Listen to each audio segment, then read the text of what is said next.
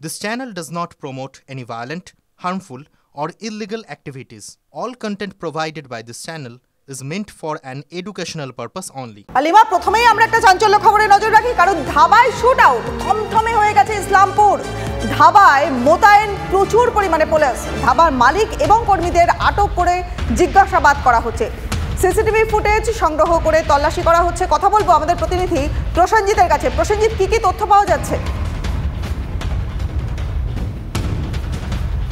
দেখো, গতকাল রাতে এবার ইসলামপুরে শুট আউট হয়। শুট আউটের জেরে মারা গিয়েছেন এক তৃণমূল নেতা। আমি প্রথমে দেখাবো গাড়িটা। এই গাড়িতে চেপেই কিন্তু গতকাল ইসলামপুরের তৃণমূল নেতা বাপি রায় তিনি এসেছিলেন। সেই গাড়ির দরজা এখনও খুলে যাচ্ছে এবং এই গাড়িতে চেপে এই ধাবায় ইসলামপুরের ওই তৃণমূল নেতা বাপি আসেন। তার সঙ্গে ছিলেন এলাকার আরেক তৃণমূল নেতা মোহাম্মদ সাজ্জাদ। এদের দুজনের স্ত্রী গত পঞ্চায়েত নির্বাচনে বিভিন্ন পদে টিকিট পেয়েছিলেন এবং বাপির স্ত্রী যেমন পঞ্চায়েত সমিতির নেত্রী, তিনি জিতেছিলেন। অন্যদিকে সাজ্জাদের স্ত্রীও গ্রাম পঞ্চায়েতের সদস্য এবং বাপিরা কিন্তু প্রায়শই এই ধাবায় আসতেন।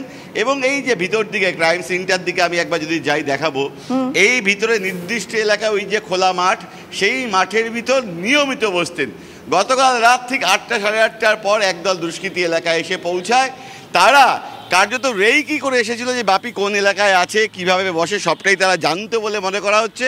এবং তারা যে গাড়িতে করে এসেছিল সেই গাড়ি কিন্তু দূরে রাখা হয়, তার কারণ এই সিসিটিভি আমি দেখাবো। এই সিসিটিভি রয়েছে, একাধিক সিসিটিভি কিন্তু ধাবার বাইরে রয়েছে এই এলাকায়। বেশ, ধন্যবাদ প্রসেনজিৎ তোমাকে। আমরা এখনই শুনে নেব যে আক্রান্ত তিনি কি বলেছেন এবং পাশাপাশি ধাবার মালিক তার কি বক্তব্য।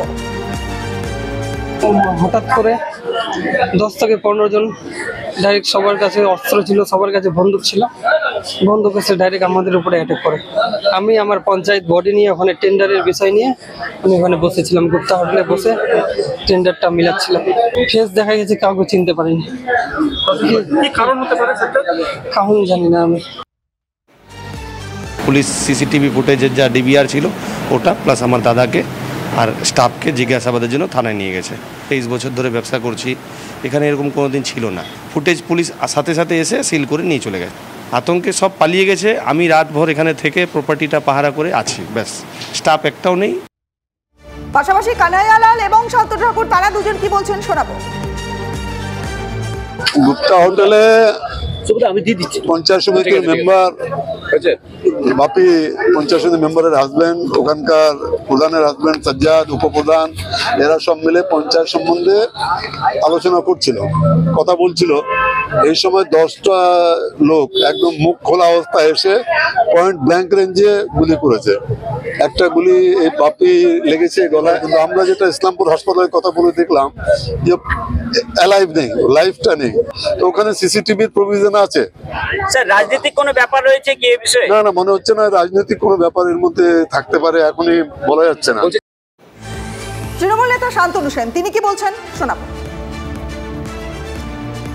আমাদের তৃণমূল কংগ্রেসের নির্বাচিত প্রতিনিধি তাকে খুন করা হলো।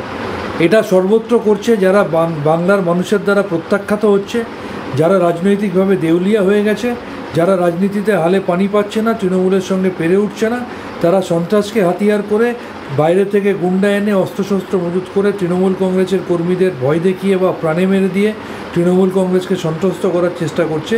কিন্তু তারা ভুলে গেছে যে তারা যত এইগুলো করবে তৃণমূল কংগ্রেসের প্রতি মানুষের সমর্থন তত বাড়বে এবং মানুষের দ্বারা তারা তত বেশি করে প্রত্যাখ্যাত হবে।